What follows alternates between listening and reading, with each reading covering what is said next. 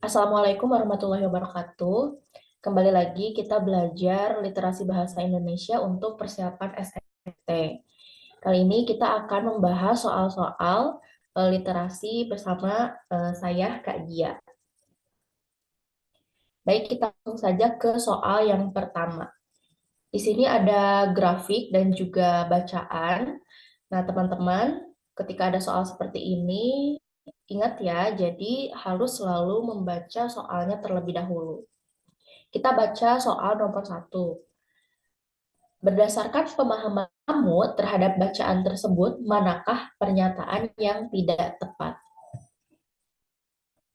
Nah, di sini kita mencari pernyataan yang tidak tepat ya.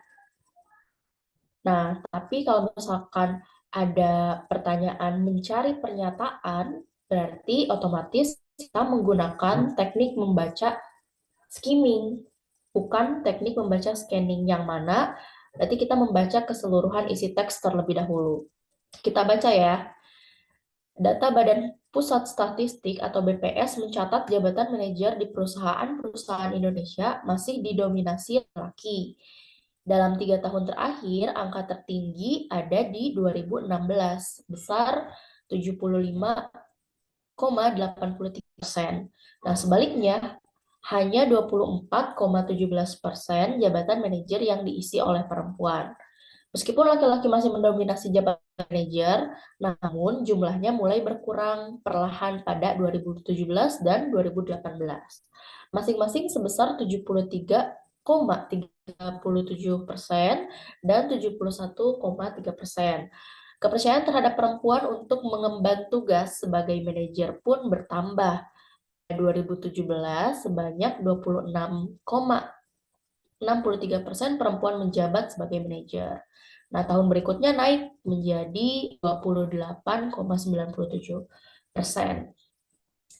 Riset dari McKinsey tahun 2018 menyebutkan kesetaraan gender mampu mendongkrak produk domestik bruto atau PDB tahunan Indonesia sebanyak 130 miliar US dollar pada 2025. Kesetaraan ini perlu dukungan dari berbagai pihak, baik pemerintah, swasta, ataupun individu.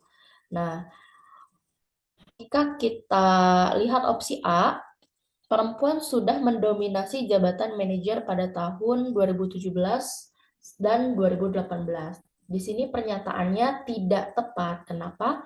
Karena perempuan masih belum mendominasi. Di sini datanya pada tahun 2018 masih 28%. Jadi pernyataan yang A tidak tepat. Lalu yang B, kesetaraan gender perlu dukungan dari berbagai pihak. Betul, tadi sudah disebutkan di paragraf terakhir ya. Maka yang B betul. Yang C juga betul. Mencatat jabatan manajer di perusahaan-perusahaan Indonesia masih didominasi laki-laki. Karena belum seberkembang itu ya. Jadi manajer masih didominasi oleh laki-laki. Yang D, kepercayaan terhadap perempuan untuk mengemban tugas sebagai manajer bertambah. Betul, dari tahun ke tahun, terutama dari tahun 2016 sampai 2018, mengalami penambahan posisi manajer yang diampu oleh perempuan. Lalu yang E, kesetaraan gender mampu mendongkrak PDB. Betul, tadi PDB naik sebanyak 135 miliar US dollar. Maka jawaban yang tepat adalah yang A.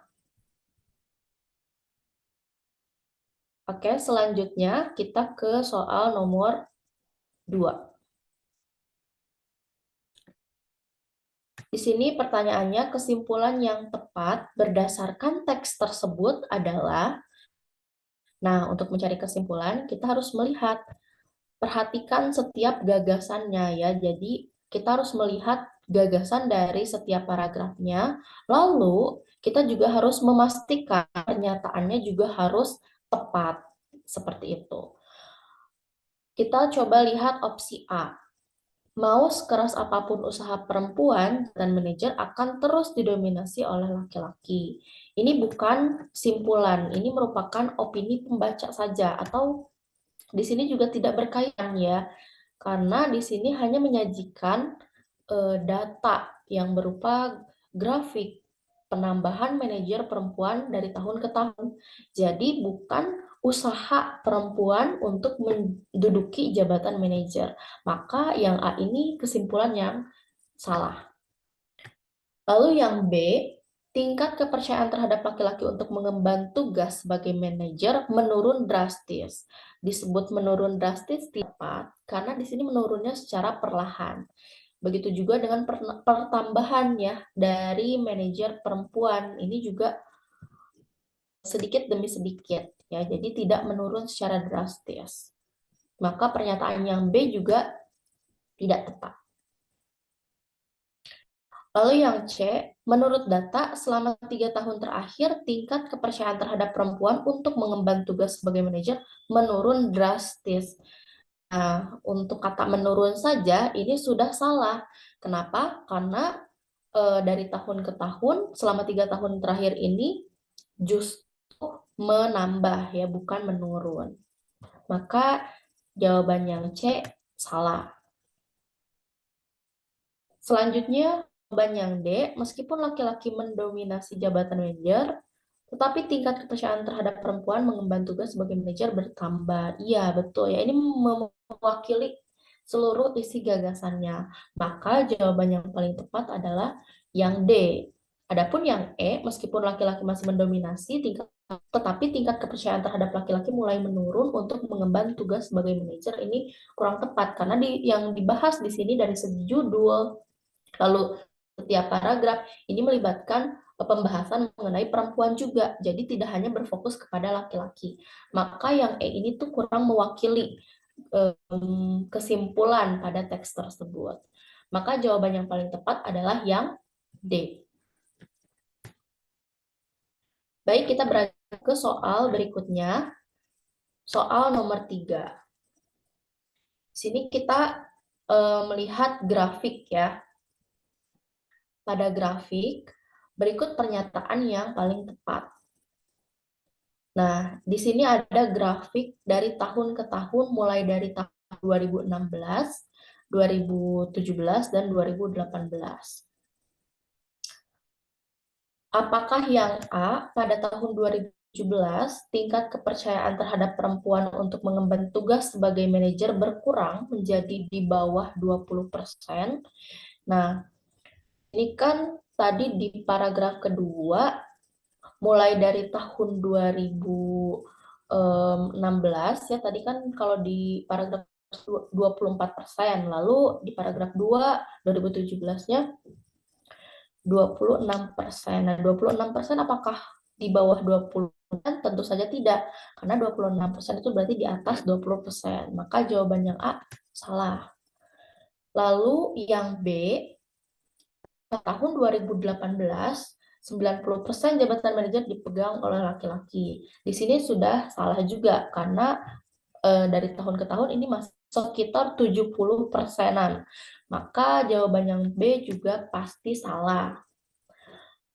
Lalu yang C, pada tahun 2012, tingkat kepercayaan terhadap laki-laki untuk mengemban tugas sebagai manajer lebih rendah daripada perempuan. Tentu salah juga, karena saat ini masih didominasi oleh laki-laki. Maka sudah pasti manajer laki-laki itu tidak lebih rendah daripada perempuan. Yang D, pada tahun 2017, tingkat kepercayaan terhadap perempuan untuk mengemban tugas sebagai manajer bertambah, betul. Tetapi tidak sampai angka 30%. Betul juga. Karena di sini terakhir tahun 2018 ini masih 28 ya. Dan juga pada tahun 2017 ini masih 26%. Nah, ini masih belum sampai angka 30%. Maka jawaban yang D tepat. Nah, sedangkan yang E, tingkat kepercayaan terhadap perempuan untuk mengemban tugas sebagai manajer bertambah sebanyak 50%. Juga salah ya, karena di sini masih belum 50-50 dari grafiknya saja, di sini masih jauh ya, tidak setara. Kalau 5% harusnya grafiknya juga setara.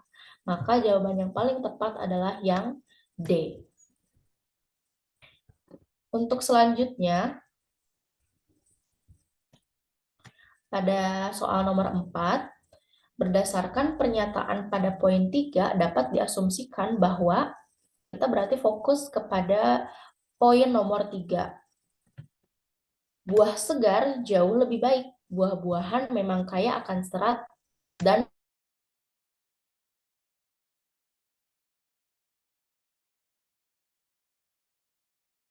yang seperti ini umumnya memiliki kandungan gula yang sangat tinggi. Bahkan dapat pula mengandung pengawet atau bahan kimia tambahan lainnya yang bisa membahayakan tubuh. Berarti apakah yang A, buah kalengan atau buah beku tidak dapat dikonsumsi karena berbahaya?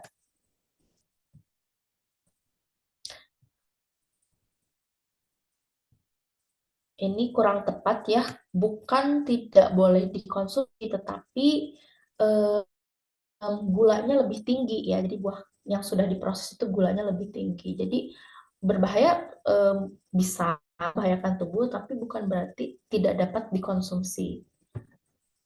Yang B, buah eh,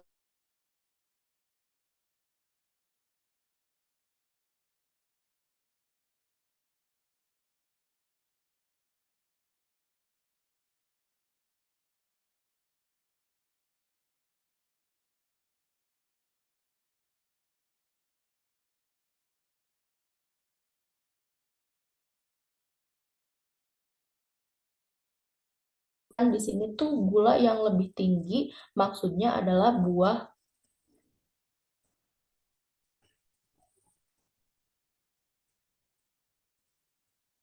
adalah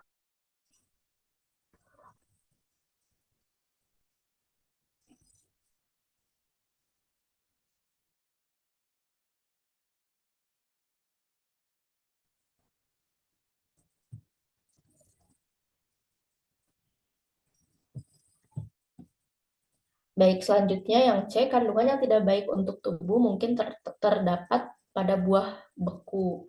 Yang tidak baik itu tidak jelas ya. Oh, maksudnya di sini kandungan tidak baiknya itu berarti masuk ke dalam gula yang sangat tinggi ya. Lanjut, pengawet atau bahan kimia tambahan menyebabkan buah tidak dapat dikonsumsi. Kata tidak dapat dikonsumsi di sini masih belum, maka pernyataan yang D juga salah. Lalu yang E, kandungan gula yang tinggi dan pengawet terkandung dalam setiap buah kalengan. Ini juga salah, karena tidak hanya di buah kalengan, tetapi buah beku dan juga buah yang sudah diproses. Maka jawaban yang paling tepat adalah yang C. Selanjutnya, berdasarkan bacaan tersebut dapat disimpulkan bahwa apakah buah segar harus dikonsumsi karena kaya serat dan berbagai vitamin? Tidak ya. Di sini tidak menyimpulkan hal tersebut. Lalu yang B, buah mengandung vitamin dan merupakan detoks yang efektif bagi tubuh. Ini juga kurang tepat ya, karena di sini membahas kandungan-kandungan yang ada dalam buah, terutama pada gulanya. Lalu yang C, lambatnya penyerapan fruktosa menyebabkan begah, diare, dan sakit perut. Ini juga tidak tepat. Yang D, mengonsumsi buah tepat berolahraga dapat meningkatkan energi. Ini juga tidak tepat. Tidak mewakili keseluruhan bacaan. Yang E, konsumsi buah makan membuat penyerapan buah tidak maksimal. Itu tepat ya, maka jawabannya yang E. Selanjutnya, di sini ada teks mengenai bahaya mengonsumsi hamburger. Pertanyaannya, mengapa hamburger sering dijuluki sebagai penggagal diet? Kita cari dengan teknik membaca scanning ya. Di sini ada penggagal diet.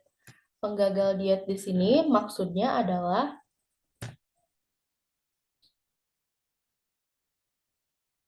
makanan yang peroleh gelar junk food ini dipercaya memiliki efek buruk pada kesehatan jika dikonsumsi sering dan berlebih. Sebagian besar orang mengaitkannya dengan penggagal diet ya.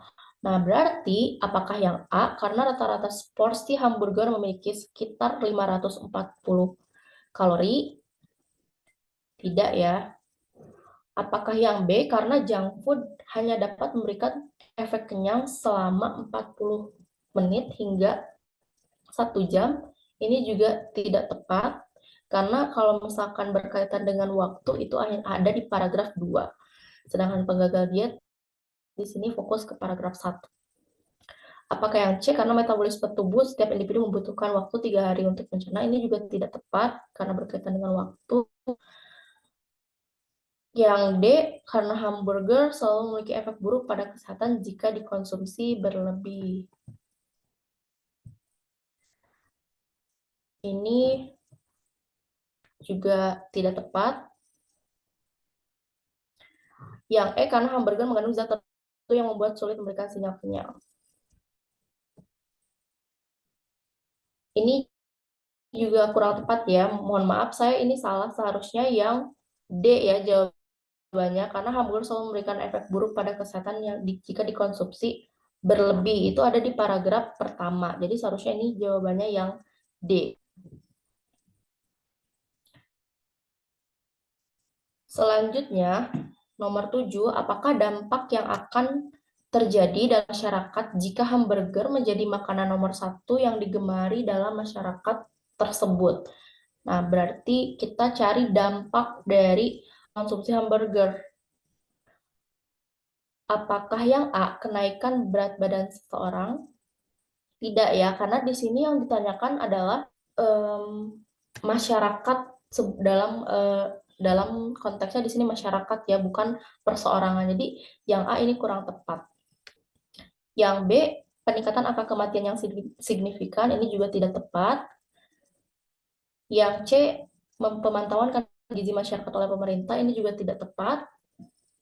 Yang D, gangguan tatanan sosial karena masalah kesehatan. Yang E, lonjakan ketergantungan dan suplai bahan pangan.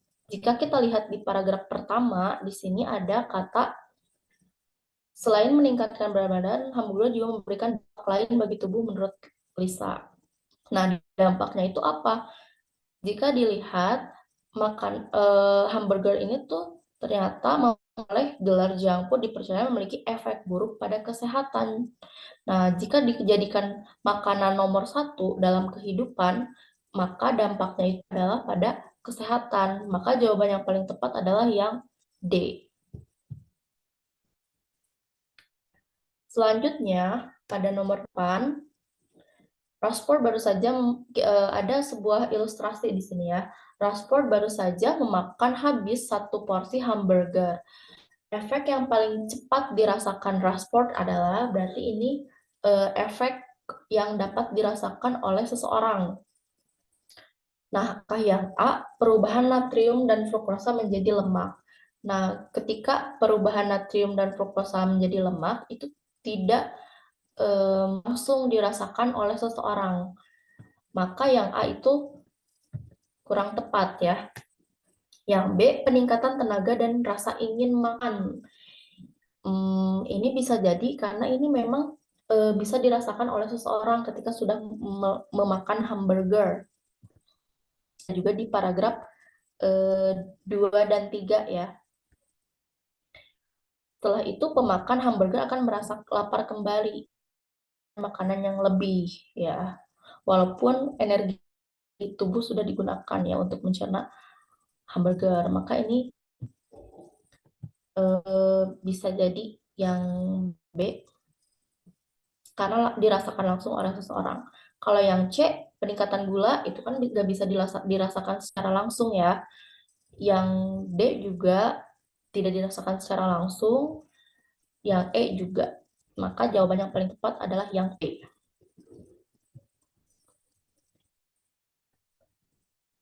Selanjutnya, nomor 9, pertanyaannya adalah, di sini tidak perlu takut untuk memberikan asupan gula kepada anak, asalkan masih dalam kadar sesuai yang dianjurkan. Teks ini adalah membahas asupan gula untuk anak ya. Nah, pernyataannya yang paling sesuai dengan isi bacaan adalah, apakah anak-anak tidak dianjurkan mengonsumsi gula? Tidak ya, karena di sini kan pastinya seorang anak atau manusia pasti membutuhkan gula. Namun asupan gula yang seperti apa yang eh, baik gitu dalam dikonsumsi. Lalu yang laktosa atau gula pasir mampu menghasilkan energi yang penting untuk anak. Tidak juga ya. Yang C, laktosa bermanfaat untuk menambah energi, memperlancar sistem peredaran darah dan pertumbuhan tulang. Tidak juga. Yang D, anak usia 7-12 tahun diperbolehkan mengonsumsi gula lebih dari tidak boleh justru ya di paragraf 2. Asupan gula pada anak harus sesuai dengan kadar yang dianjurkan. Nah, ini ada yang sudah saya bacakan di awal tadi ya, di paragraf atau di kalimat terakhir. Tidak perlu takut untuk memberikan asupan gula kepada anak, asalkan masih dalam kadar sesuai yang dianjurkan. Maka jawaban yang paling tepat itu adalah yang E. Selanjutnya, di sini kita diminta untuk menyimpulkan bacaan di atas. Simpulan dari bacaan di atas adalah apakah yang A, hampir semua anak menyukai makanan manis. Ini tidak bisa dijadikan simpulan karena tidak mewakili keseluruhan isi bacaan. Lalu yang B, memberikan asupan gula pada anak diperbolehkan asal sesuai kadar yang dianjurkan. Ini ya, karena ini mewakili gagasan. Mulai dari gagasan paragraf pertama itu anak-anak memang suka pada makanan yang manis. Nah, paragraf kedua itu melihat eh, berbagai jenis gula ya yang dapat dikonsumsi oleh anak. Nah, yang terakhir itu kan simpulan untuk memberi asupan gula pada anak itu seperti apa. Nah, diperbolehkan asal sesuai kadarnya. Maka jawaban yang paling tepat adalah yang B. Selanjutnya, untuk yang nomor 11, kadar konsumsi gula pada anak berdasarkan ketentuan WHO dan Kementerian Kesehatan ialah, kita lihat di sini yang ditentukan WHO maupun Kementerian Kesehatan itu anjurannya adalah anak-anak yang usianya 7-12 tahun sebaiknya tidak mengonsumsi gula lebih dari 2-3 sendok makan per hari. Nah, di sini yang A, anak 8-12 tahun. Ini ada ya udah pasti. Lalu yang B juga 8-12 tahun. Lalu yang C, 2-3 sendok makan per hari untuk usia anak 7-12 tahun. Betul ya, kurang dari di sini. Itu bisa dianjurkan ya karena yang penting, yang jelas di sini tuh tidak boleh lebih dari, maka yang C itu tepat. Kalau yang D udah pasti salah karena di sini lebih dari. Kalau yang E salah karena usianya tidak tepat karena seharusnya 7-12 tahun bukan 7-11 tahun. Maka jawaban yang paling tepat adalah yang C.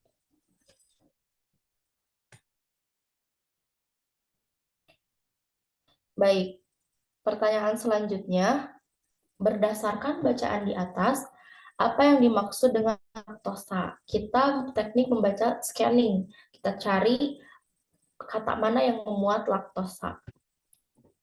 Maksudnya paragraf mana yang memuat laktosa. Di sini ada paragraf 2. Laktosa adalah gula yang diproduksi dari susu sapi dan produk turunannya. Nah, berarti laktosa ini adalah susu sapi ya dan produk turunannya. Apakah yang A, zat gula yang ditemukan dalam susu sapi? Betul, atau produk yang mengandung susu di dalamnya? Betul. Kalau yang B, jenis gula yang menjaga kualitas susu sapi dan produk turunannya, ini tidak tepat. Karena bukan menjaga kualitas dari produk susu sapi, tetapi kandungan yang memang ada di dalam susu sapi ya, bukan menjaga kualitas susu sapi.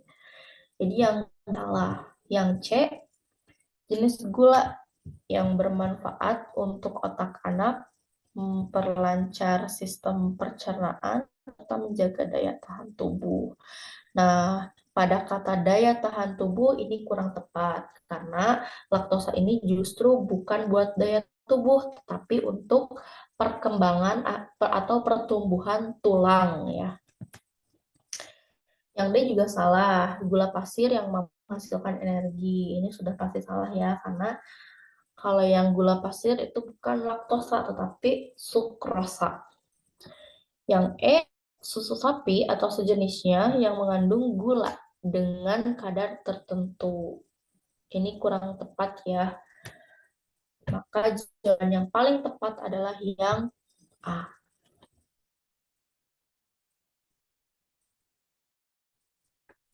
Selanjutnya, di sini kita beranjak ke teks selanjutnya.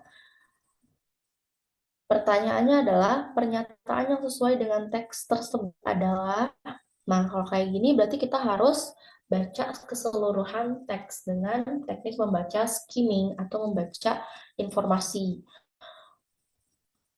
Keputusan apakah pemerintah Taliban Afghanistan dan junta Myanmar akan dapat mengirim duta besar PBB ke New York telah ditunda untuk kedua kalinya, tetapi dapat dipertimbangkan kembali dalam 9 bulan ke depan. Menurut laporan Komite Kredensial PBB dilansir dari Reuters, Majelis Umum PBB yang beranggotakan 193 orang pada hari Jumat akan menyetujui laporan tersebut, yang juga menunda keputusan tentang klaim atas kursi Libya di PBB. Nah, Komite Kredensial PBB beranggotakan 9 orang, termasuk Rusia, China, dan Amerika Serikat. Penundaan keputusan membuat utusan yang saat ini ada di kursi mewakili negara mereka tak berkutik, kata para diplomat. Klaim dibuat untuk kursi Myanmar dan Afghanistan dengan administrasi Taliban dan junta Myanmar. Yadu melawan utusan pemerintah yang mereka gulingkan tahun lalu. Penanganan PBB atas pemerintahan Taliban dan junta Myanmar akan menjadi langkah menuju pengakuan internasional yang diinginkan oleh keduanya. Nah, klaim tandingan juga dibuat tahun ini untuk kursi PBB Libya yang saat ini dipegang oleh Pemerintah Persatuan Nasional di Tripoli oleh Pemerintah Stabilitas Nasional yang dipimpin Fatih Bashaga dan didukung parlemen di timur negara itu. Komite Kredensial PBB bertemu pada 12 Desember dan setuju tanpa pemungutan suara untuk menunda pertimbangan kredensial untuk Myanmar, Afghanistan, dan Libya. PBB juga kembali mempertimbangkan kredensial di masa mendatang dalam sesi ke-77 yang berakhir pada pertengahan Desember tahun depan. Apakah yang A, pemerintah Taliban Afghanistan dan junta Myanmar telah dapat mengirim duta besar ke PBB untuk kedua kalinya? Tidak ya. Ini tidak tepat setelah kita baca. Lalu apakah yang B, Libya dipimpin oleh Fatih Bashaga? Betul tidak di sini bahwa Libya dipimpin oleh Fatih Bashaga? Tuh ya, sudah dijelaskan tadi bahwa Libya ini di paragraf ketiga dipegang oleh Pemerintah Persatuan Nasional Tripoli yang dipimpin oleh Fatih Bashaga. Berarti ini memang pernyataan yang paling tepat. Yang C, kredensial atas Afghanistan Taliban dan Myanmar telah dilakukan oleh PBB. Belum ya, ditunda. Yang D juga perwakilan Taliban dan junta Myanmar bergabung melawan utusan Afghanistan dari pemerintahan sebelumnya. Tidak tepat. Pemerintahan Taliban Afghanistan dan junta Myanmar telah mendapat pengakuan internasional. Belum ya. Ini baru menuju pengakuan internasional. Maka jawabannya yang paling tepat adalah yang B. Kata junta pada paragraf pertama memiliki arti. Nah, junta itu dalam Kamus Besar Bahasa Indonesia artinya Dewan Pemerintahan. Nah, di sini kan ada kata junta Myanmar. Nah, berarti Dewan Pemerintahan Myanmar. Nah, selanjutnya di sini ada pernyataan benar salah ya karena ini tidak muat. Jadi kita mungkin nanti bolak-balik ya untuk meng-cross check jawaban benar atau salahnya. Pemerintah Taliban Afghanistan dan junta Myanmar telah dapat mengirim perwakilan di PBB. Betul atau salah? Salah ya, karena tadi belum dapat mengirim. Yang selanjutnya, Komite Kredensial PBB beranggotakan 9 orang, termasuk Rusia, Libya, dan Amerika Serikat. Ini kurang tepat ya, tadi kalau tidak salah dengan Cina ya, bukan dengan Libya. Coba kita cek lagi dengan Cina ya, bukan dengan Libya. Maka jawabannya udah pasti salah.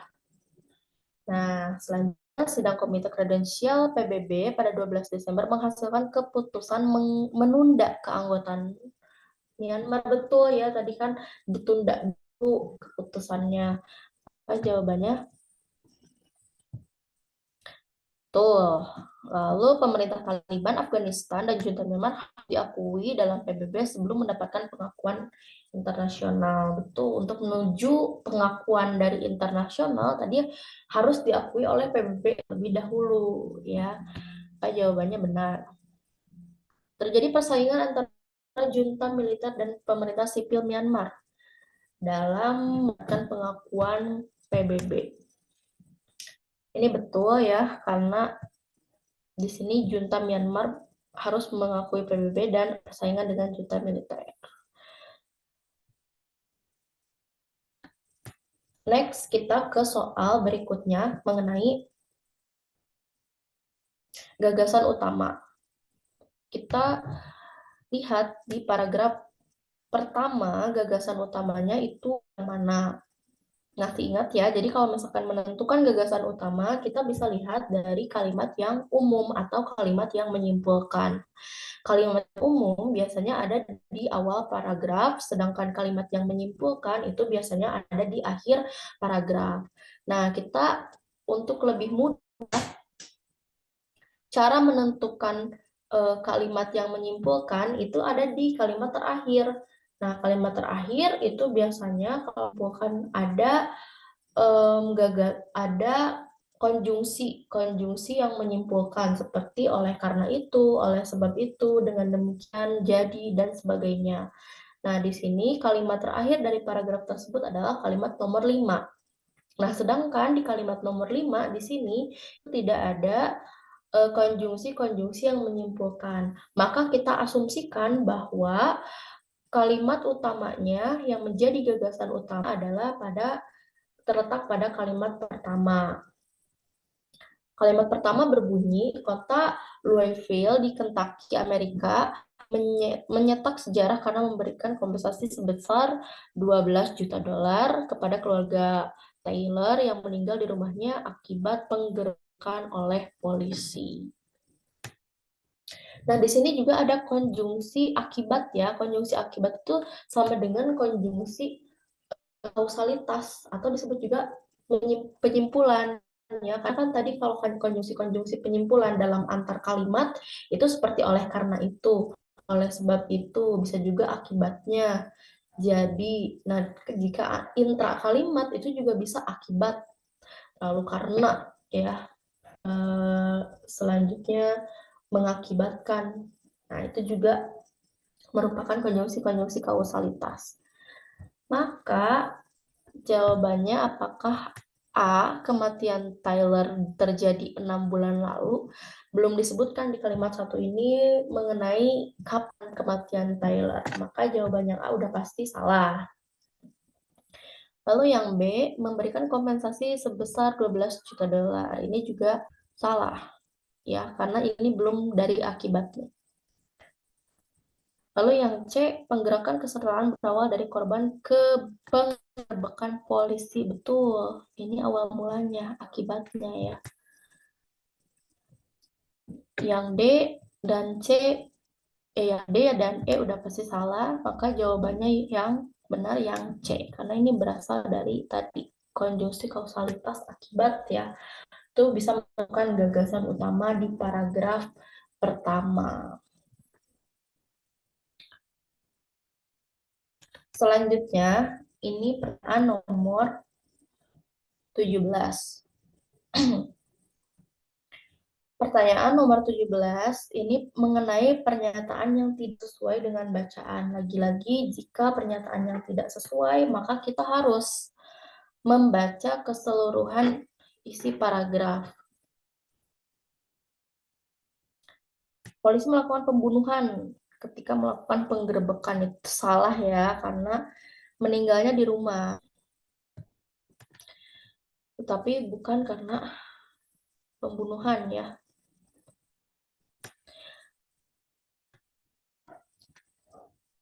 Lalu yang B, kompensasi uang diberikan oleh pejabat kota kepada korban.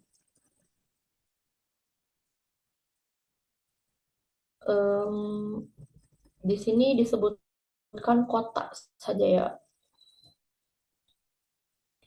Lalu yang C, reformasi kepolisian dilakukan pasca kematian Taylor. Ini juga salah. Lalu yang benar yang mana? Yang D, polisi diberikan kredit rumah untuk tinggal di pusat kota. Kita baca dulu ya.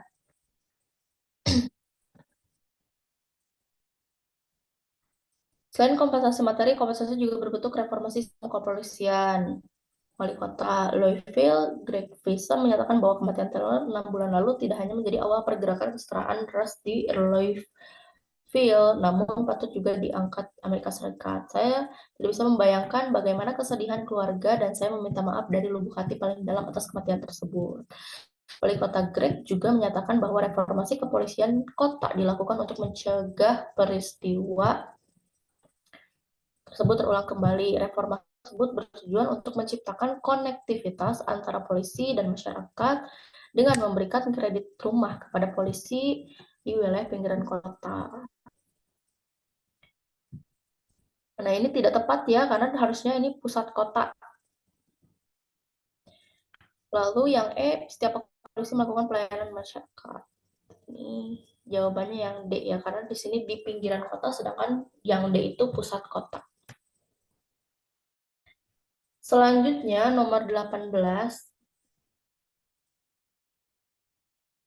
Nomor 18, manakah pernyataan yang benar dan yang salah? Apakah yang A, yang benar atau yang salah? Yang A ini, atau pernyataan satu ini, reformasi kepolisian dilakukan untuk menciptakan hubungan harmonis antara kepolisian dan pemerintah. Salah ya, di sini yang konektivitas itu justru bukan dengan pemerintah, tetapi dengan masyarakat ya. Maka pernyataan tersebut adalah salah. Kompensasi yang diberikan kepolisian Kentucky mencetak rekor tertinggi sepanjang sejarah Amerika.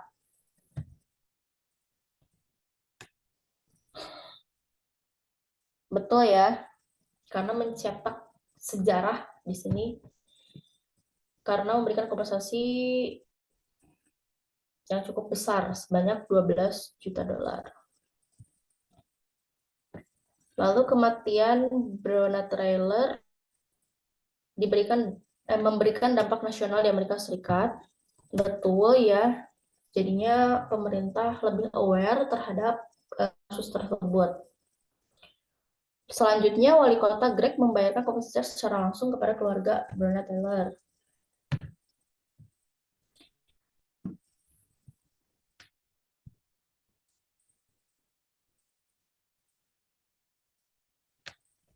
Ini betul atau salah ya? Menyetor sejarah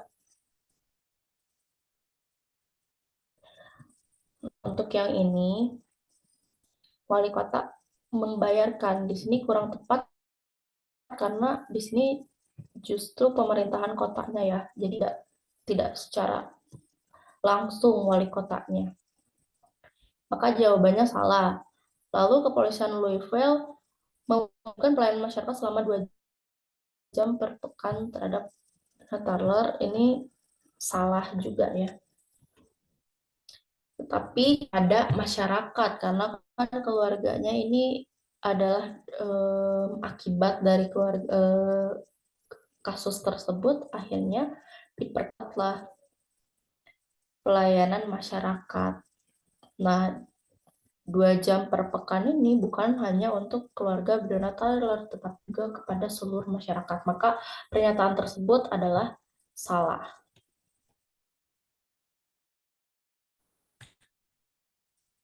Selanjutnya, pernyataan yang tidak sesuai dengan isi bacaan adalah, nah ketika membahas budaya, kita misalkan membahas tari tradisional, pakaian adat, maupun lagu daerah, namun kita juga membahas budaya suatu cara hidup yang diwariskan dari generasi ke generasi. Budaya merupakan hal yang sangat penting bagi peradaban sebuah bangsa, karena budaya merupakan jati diri atau karakter yang mencerminkan bangsa tersebut. Sebuah bangsa tidak dapat dikatakan sebagai bangsa yang unggul apabila tidak memiliki budaya yang maju. Sementara itu, menciptakan budaya maju tidak seperti membalikan telapak tangan.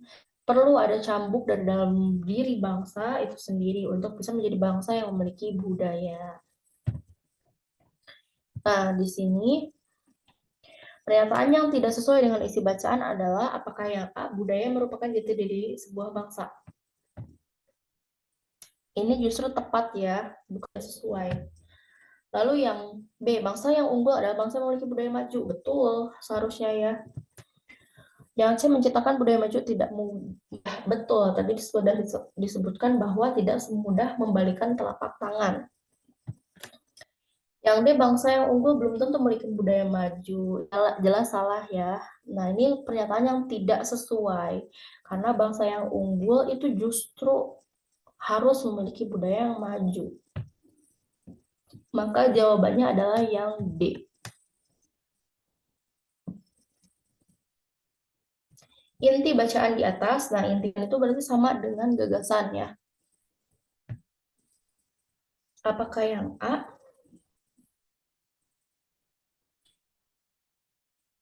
Budaya maju penting bagi suatu bangsa. Apakah yang B? Budaya penting bagi peradaban sebuah bangsa. Ini merupakan pandangan hidup suatu bangsa. Bisa ya, karena ini ada di awal paragraf. Budaya sebagai suatu cara hidup diwariskan ke generasi ke generasi. Betul ya. Jadi yang dimaksud dengan gagasan utama atau inti bacaan ada di awal paragraf itu nggak selalu di kalimat pertama, juga di kalimat kedua ya. Yang jelas dia di awal paragraf, tidak di tengah-tengah.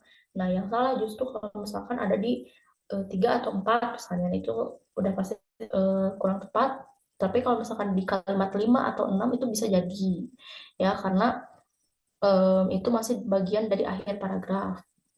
Nah, kalimat 2 itu merupakan masih berada dalam awal paragraf, maka tepat. Yang ini pembicaraan budaya bangsa berhubungan dengan cara hidup, tepat. Jadi jawabannya yang C, yang lebih mewakili seluruh isi gagasannya. Selanjutnya, nomor 21, kesimpulan yang mungkin benar berdasarkan paragraf pertama apabila penyebaran bakteri Vibrio vulnicus meningkat. Berarti kita fokus kepada paragraf pertama ya.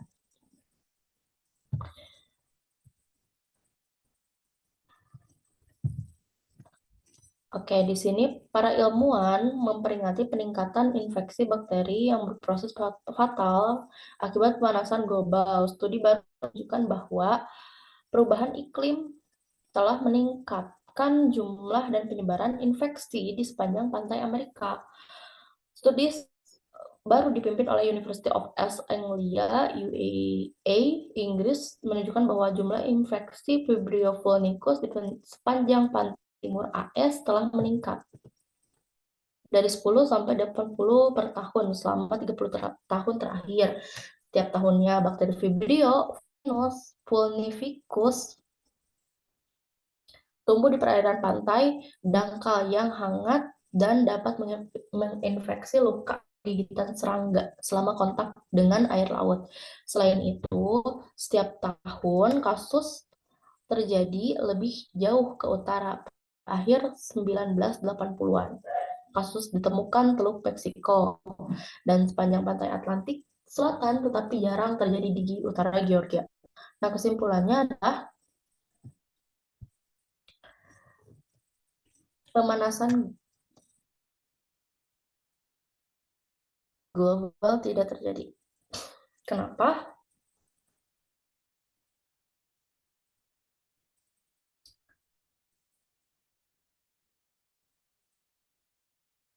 Ini kurang tepat ya. Mungkin ini saya salah dalam menandai. Karena kalau misalkan di sini kan para ilmuwan memperingatkan peningkatan infeksi bakteri yang berpotensi fatal akibat pemanasan global. Studi baru menunjukkan iklim meningkatkan jumlah penyebaran infeksi.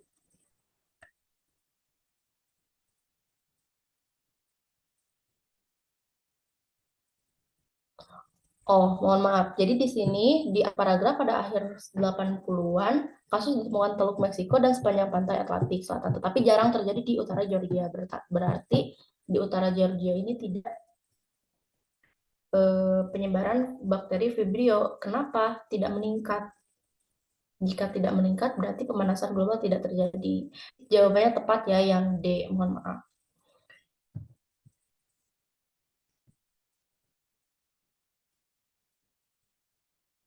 Dua-dua pernyataan di bawah ini yang tidak tepat, tidak terdapat informasi dalam teks bacaan adalah yang D. Usia non-produktif rentan terkena penyakit akibat bakteri Vibrio vulnificus. Apakah betul?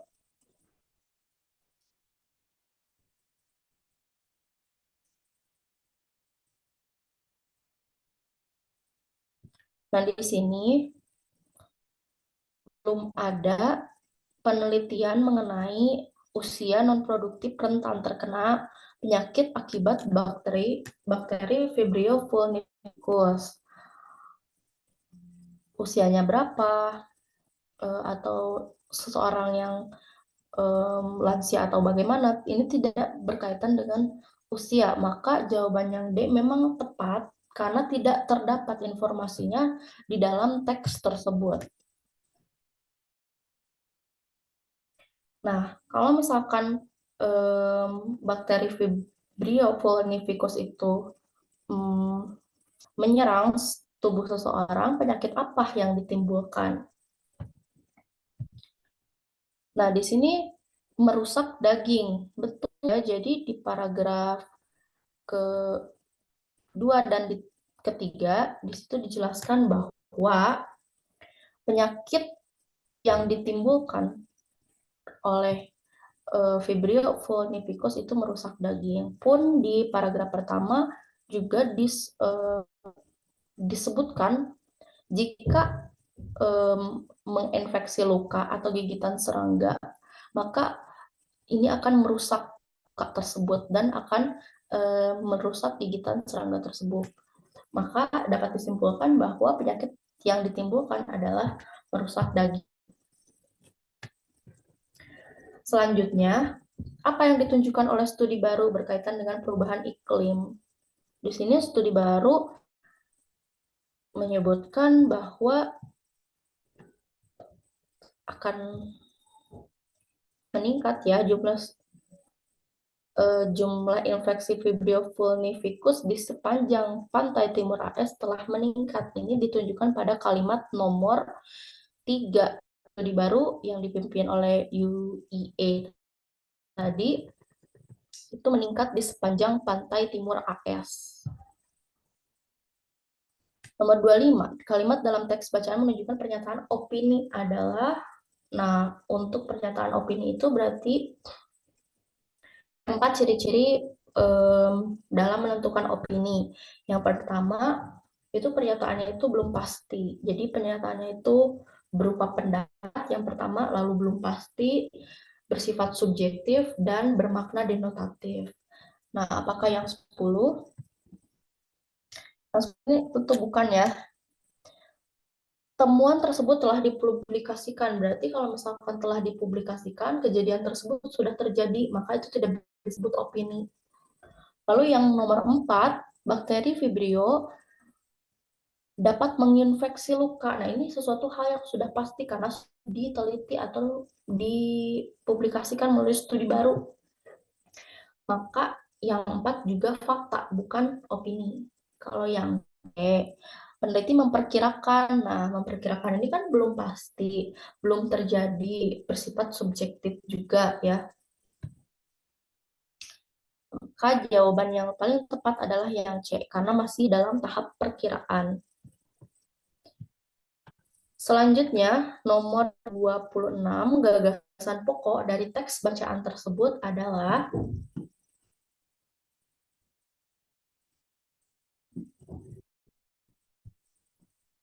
peningkatan infeksi bakteri yang berpotensi fatal akibat pemanasan global. Betul ya, dilihat dari awal paragraf.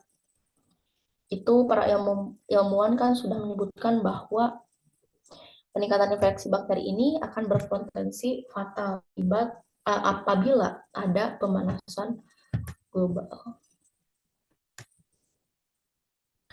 Lalu hal apa yang diperingati oleh para ilmuwan? Nah, para ilmuwan memperingatkan bahwa peningkatan infeksi bakteri yang berpotensi fatal akibat pemanasan global. Jadi memperingatkan karena adanya pemanasan global, jadi perlu diperhatikan ya infeksi-infeksi bakteri Vibrio vulnificus yang tumbuh terutama di pantai atau di perairan. Selanjutnya, perbaikan dari kalimat 14 yang tepat adalah di sini kalimat 14 itu berbunyi penyakit ini terpuncak di musim panas dan melihat bakteri menyebar dan dengan cepat dan sangat merusak daging orang tersebut. Kalau yang A, penyakit ini terpuncak. Ini semuanya yang terpuncak sudah pasti salah ya, karena dari kata terpuncak saja sudah tidak logis ya. A, B, C, dan E itu menggunakan kata terpuncak, itu sudah tidak logis. Jadi kita langsung saja yang E ya. Penyakit ini memuncak ya di musim panas.